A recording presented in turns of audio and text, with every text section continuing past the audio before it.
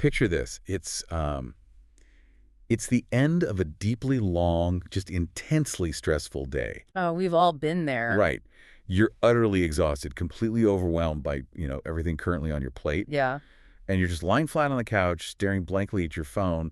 And suddenly, almost like someone else is controlling your thumbs, you find yourself mindlessly adding items to an online shopping cart. Like a pair of shoes you definitely don't need. Exactly. Or like a gadget that looks mildly entertaining, and you hover over that Buy Now button, and clicking it just feels like a warm hug. I mean, it washes over you, and it just feels incredibly good. It's a universal experience, really, because it taps into something that is deeply, deeply wired into us. Hitting that button provides this immediate, potent rush of relief. But why does it feel so profoundly soothing in that specific moment? And I guess, more importantly, why does that feeling just completely evaporate the second the package actually shows up on your porch? That is the big question. So today, we're taking a deep dive into the phenomenon of retail therapy. We've pulled together this massive stack of research, from behavioral psychology and consumer data to financial strategy. And some incredibly raw, real-world confessions, too. Yeah, exactly. Our mission today is to unpack the hard science of why we impulse shop, how our quirky personality traits dictate what actually ends up in our carts, and And this is crucial, how to identify the exact moment a harmless little pick-me-up crosses the line into a toxic compulsion. right. And we're also going to arm you with the psychological frameworks you need to take back control of your wallet. Yeah. And we're going to do it without stripping away the joy of actually treating yourself, because, we still want to have fun. Well, yeah, no one wants to live in misery, but Uh-huh. to really get a handle on this, we have to start at the physical level, right? We need to look at what's actually happening inside your skull when you see a sale sign after a brutal day at work. Let's get into it. It all begins with the biology of stress. So when you're overwhelmed, your brain basically defaults to a fight or flight state. And that floods your system with cortisol, which is, the primary stress hormone. And when you're flooded with cortisol, your prefrontal cortex essentially just unplugs. Right. Exactly. It just goes offline. The logical, rational manager in your brain, the one that usually reminds you about your electric bill or the fact that you already own 3 black sweaters, it just stops working. You're left operating on raw impulse. Which leaves your brain frantically searching for a way to mitigate that stress. It desperately needs a quick hit of dopamine, the happy hormone, the neurotransmitter associated with pleasure and reward, Yeah. to counteract all that cortisol. And shopping delivers that dopamine hit on a silver platter. Oh, absolutely. But the mechanism here is actually highly specific. The peak dopamine rush. It doesn't happen when you finally own the item. Wait, really? No, it happens during the anticipation of the purchase. So the high is actually the hunt itself. Yes, exactly. It's the act of scrolling, filtering by size, dropping in the cart, and kind of like visualizing how much better your life is going to be when you have this object. That's it. The dopamine is released as a motivator. It's literally driving you toward the perceived reward. And alongside that chemical rush, shopping also provides this immediate sense of agency. Agency, what do you mean? Well, think about it. When your workload is chaotic, or the news is grim, or your personal life just feels entirely unpredictable, you feel powerless. Right. Yeah, for sure. But choosing to buy a new blazer or, treating yourself to a premium lip gloss, which economists actually call the lipstick effect, it feels like you are taking back the steering wheel. Oh, wow. Yeah, you are asserting control in one tiny, specific area of your life. I mean, it's like applying an emotional Band-Aid. But the Band-Aid is made of absolute thin air. Right. It works magically for an hour, or maybe for the 2 days it takes for the shipping. Yeah. But by the time that cardboard box is physically sitting on your doorstep, the anticipation is over, the dopamine is completely gone, and the Band-Aid just vanishes. Yep. And your original stress is completely exposed again, except now you've slapped a fresh layer of buyer's remorse right on top of it. Exactly. You're treating the immediate symptom of stress while entirely ignoring the root cause. And to make matters worse, you happen to be financing that temporary treatment at, 20% interest on a credit card. That is so bleak when you put it that way. It's the truth, though. So, okay, since this biological drive for dopamine is something we all share, I mean, everyone gets stressed, everyone's brain hunts for relief, it makes you wonder if we all fall into the exact same traps. Yeah. But looking at the demographic data in our deep dive today, we clearly don't impulse shop the same way at all. Oh, far from it. When we look at the consumer behavior studies, stark differences emerge in how various demographics pursue that dopamine hit. Okay, break that down for us. Well, for women, shopping is frequently utilized as a direct form of emotional coping, and marketers are incredibly aware of this. They have brilliantly and perhaps ruthlessly framed consumerism as self-care or empowerment. Oh, you see it constantly. The entire marketing angle is, you juggle a million things, you take care of everyone else, you deserve this little luxury. Yeah. It completely weaponizes exhaustion. It really does. It creates a permission structure. And because of this framing, women are statistically far more likely to impulse buy clothing, cosmetics, and personal care items. Right. We saw a massive global demonstration of this during the pandemic, actually, with the rise of what they called revenge shopping. Oh, revenge shopping, yeah. Right. After the prolonged deprivation and just the total lack of control during lockdowns, women sought to reclaim a sense of normalcy. They were buying things that made them feel vibrant and alive again. But the inevitable result, of course, was a widespread wave of pandemic spending guilt when those credit card statements finally arrived. Because, those items provided only a fleeting distraction from an actual global crisis. Exactly. A classic emotional Band-Aid. Now, men certainly aren't immune to impulse buying, but they seem to go about it completely differently. How so? The underlying motivation generally shifts toward utilitarian or status-driven purchases. Men are more prone to impulse buy electronics, video games, automotive accessories, or like really high-end fitness gear. All right, the stuff with all the specs. Yeah, they're chasing items that promise efficiency, activity, or an elevated social status. Furthermore, and this is really interesting, men display a marked tendency to be risk-seeking with money itself. Really? Like gambling. Kind of. The research highlights that around 70% of millennial men actively enjoy managing and trading investments. Wow, 70%. Yeah, compared to just 36% of millennial women. So they are often treating the financial risk, the gamble of the market itself, as their source of dopamine. See, I hear the demographic breakdown, but I think focusing too heavily on gender maybe misses the mark a little bit. How do you mean? Well, it really comes down to our underlying personalities, doesn't it? I mean, I know plenty of women who compulsively buy the latest tech gadgets, and I know guys who hoard jackets for emotional comfort. That's a very fair point. Yeah, I was looking through some of the personality data we gathered, specifically those Myers-Briggs style profiles, and it paints such a vivid picture of how our internal wiring dictates our spending. Oh, definitely. Personality absolutely acts as a deeper, more accurate predictor of these behaviors. The demographic data gives us the broad strokes, but the personality metrics show us the actual engine driving the decision. Let me give you an example from the data. Yeah. Take this guy, Kyle. He's classified as an architect personality. Mm-hmm. So he's hyper-analytical, prides himself on being ultra-logical. Okay, the logical guy. Right. So he noticed his neighborhood had a bunch of free apples falling from the trees on the sidewalk, and his logical brain decided he needed to capitalize on this free resource. Oh no, where is this going? His solution was to immediately impulse buy a $365 high-end juicer to process these quote-unquote free apples. Let me guess. It ended up gathering dust in a cabinet. He used it exactly twice. Of course he did. If you do the math on that, Kyle essentially paid $182 per gallon for his free homemade apple juice. That is amazing. He bypassed his actual logic to fulfill this weird desire to feel resourceful. And then, on the completely opposite end of the spectrum, you have Laura, who is a mediator personality. She's deeply idealistic and driven by hope. Her impulse buys were just fascinating. What did she buy? She bought an $8 health smoothie that tasted like dirt, a massive indoor trampoline that swallowed her entire living room, and a set of string lights that were physically painful to look at. A trampoline in the living room. Yes. And she didn't buy them because they were practical. She bought them because she profoundly hoped they would magically infuse her life with health, joy, and coziness. I love that. And, both of those examples demonstrate the exact same mechanism at work, just dressed in different clothes. Right. Whether you're justifying a wild purchase under the guise of efficiency, like Kyle and his drastically overpriced apple juice. His very expensive free apples. Right. Or you're purchasing pure hope, like Laura and her giant trampoline. Mm-hmm. You're trying to fill a psychological gap with a physical object. Kyle bought the identity of a thrifty, resourceful genius. Laura bought the identity of a vibrant, healthy, whimsical person. The conscious rationalizations differ, sure, but the subconscious drive to buy a better version of yourself, it's identical. So we all have these quirky spending habits driven by our personalities, and we all occasionally use physical items as emotional band-aids.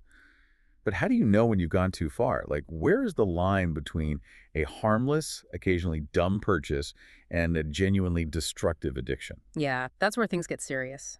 The clinical term for when this crosses into pathology is oniomania, Oh, neomania. which is compulsive shopping. It's estimated to affect about 5% of the population, and it is a severe behavioral addiction. I mean, neurologically, it's very similar to a gambling addiction. Wow, 5% is a lot of people. It is. It's not just a lack of discipline, it actually rewires the brain's reward pathways. Hmm. Compulsive shopping operates in this continuous loop of 4 distinct stages: anticipation, preparation, shopping, and spending. Okay, let's walk through what that actually feels like for someone trapped in that cycle. Start with anticipation. So the anticipation stage isn't just, looking forward to a purchase. It's an intrusive, almost painful urge. Like a craving. Exactly. It's an overwhelming thought that you absolutely must buy something to relieve internal tension or sadness. Then the preparation stage kicks in as an obsessive focus. What are you preparing for exactly? You're constantly hunting for sales, you're strategically figuring out which credit cards aren't maxed out yet, and you're meticulously planning the purchase. Wow. Then the shopping stage happens, and that is the brief euphoric climax, the intense dopamine rush in the store or, at the moment of online checkout. And then the spending stage is the crash. Yes, the psychological crash.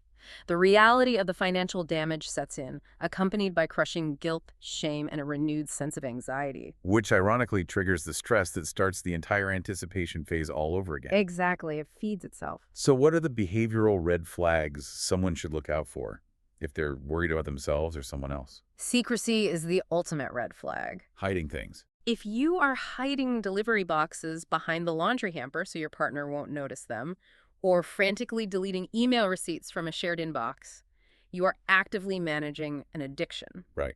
Another major indicator is a high volume of returns. You buy massive hauls and then return almost all of it a few days later. Because you are only chasing the high of the transaction, not the utility of the items. Precisely. Or you look in your closet and you see dozens of garments with the tags still firmly attached.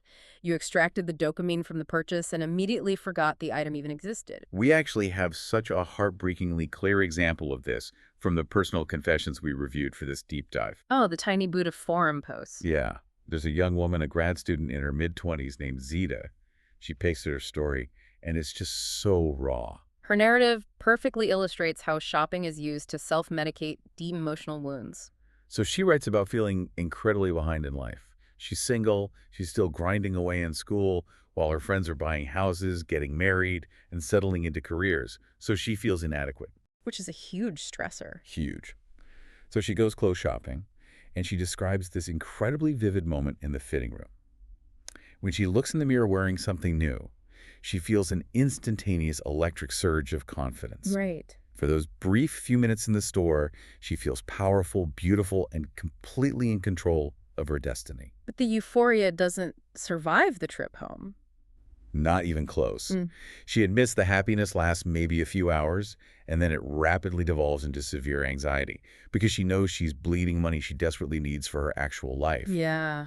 But she can't stop using the fitting room to compensate for her feeling of being a failure. Yeah. I mean, it really acts exactly like building a tolerance to a narcotic. It really does. The first time you buy a nice pair of shoes, the thrill might last you a whole month.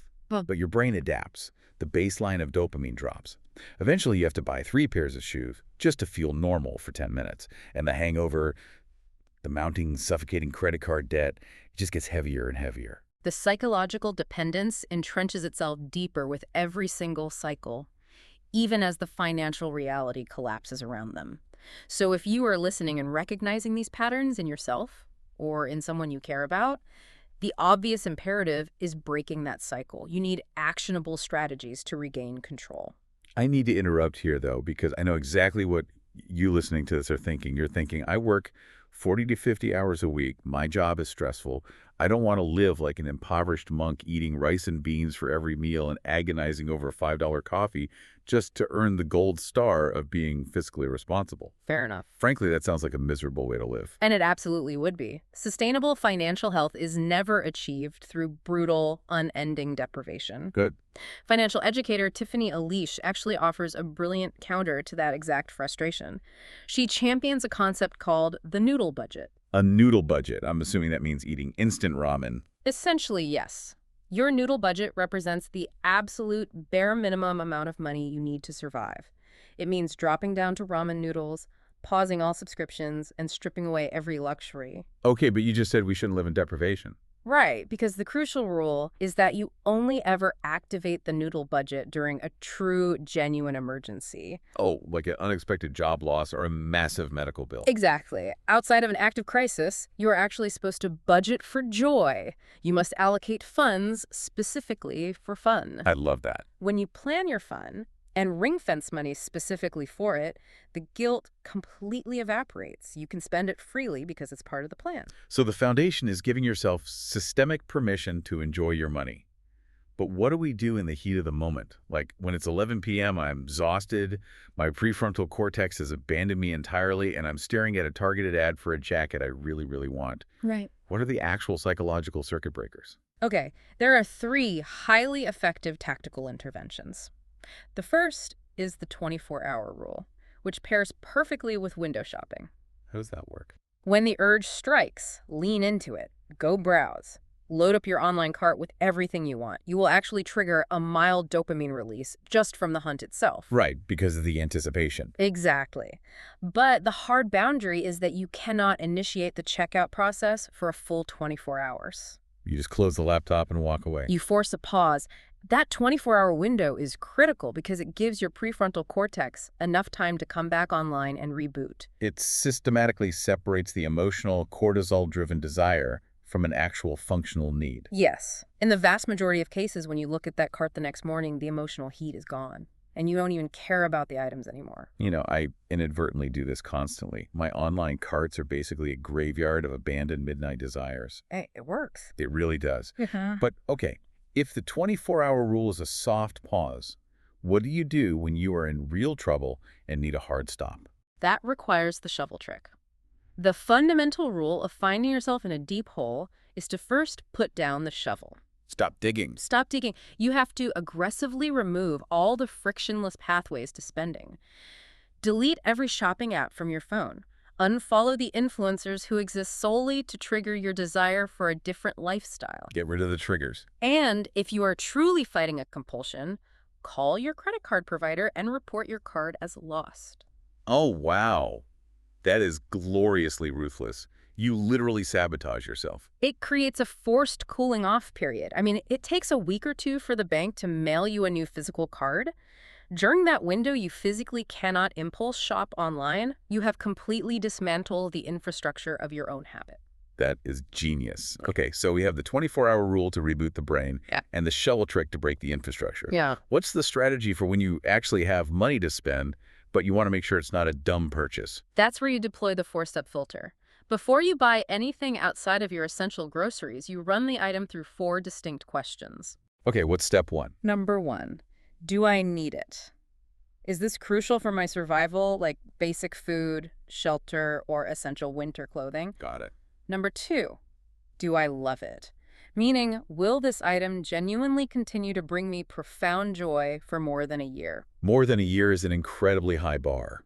I mean, that eliminates almost every fast fashion item or trendy gadget immediately. Which is exactly the point. Number 3, do I just like it?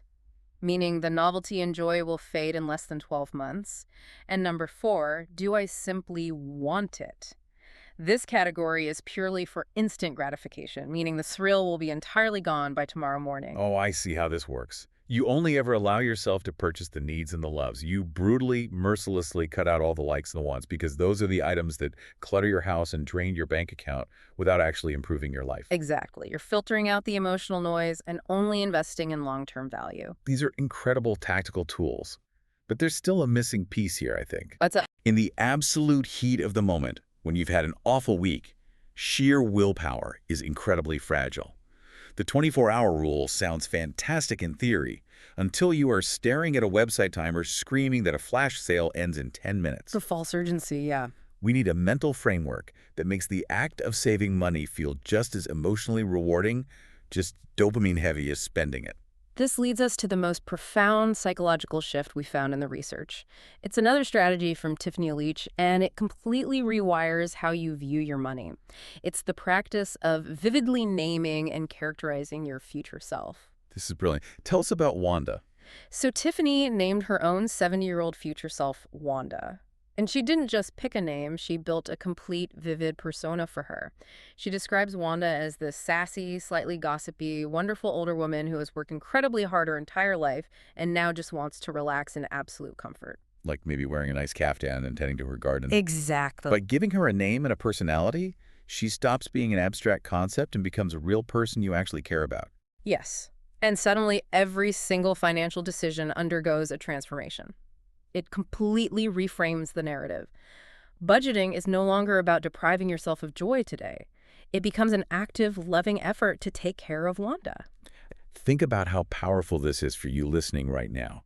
When you are deeply tempted to book a massively expensive, entirely unplanned vacation on a credit card that you know you cannot pay off at the end of the month, you are just breaking some boring mathematical rule. No. You are consciously forcing your future self to eat ramen noodles and stress about the electric bill just so you can have fun this weekend. You are actively stealing from Wanda's peace of mind. You're robbing a lovely older person. It takes budgeting, which society basically frames as a restrictive, boring chore, and turns it into a profound act of self-care. Right. You become the protector of the older version of you. Refusing to buy that useless gadget suddenly feels like a massive victory. You actually get a dopamine hit from doing the right thing because you know you just made Wanda's life a little bit safer. It perfectly bridges the gap between our emotional desire for reward and our logical need for long-term security. So bringing all these threads together from our deep dive. Impulse shopping isn't a moral failing, right? It is a hardwired biological response to stress. Yep. Your brain is desperately hunting for dopamine and a sense of agency when your logical prefrontal cortex throws its hands up and quits for the day. Right. Whether you're buying premium car parts to feel important or cozy sweaters to feel safe or you're dropping $300 on a juicer to feel like a genius, The trap. remains identical. We are all just using physical items to patch emotional holes. And we have to build systems like the 24-hour rule or the 4-step filter to ensure those emotional band-aids don't evolve into a financial compulsion that bankrupts our future selves. Which leaves you with one final vital question to hold on to. The next time you find yourself standing at a cash register or hovering your thumb over a checkout button, desperately looking for that warm hug, pause for a second. Look closely at the item in your cart and ask yourself, is this purchase actually a vote for the person you want to become, or is it just a very expensive distraction from the person you are right now?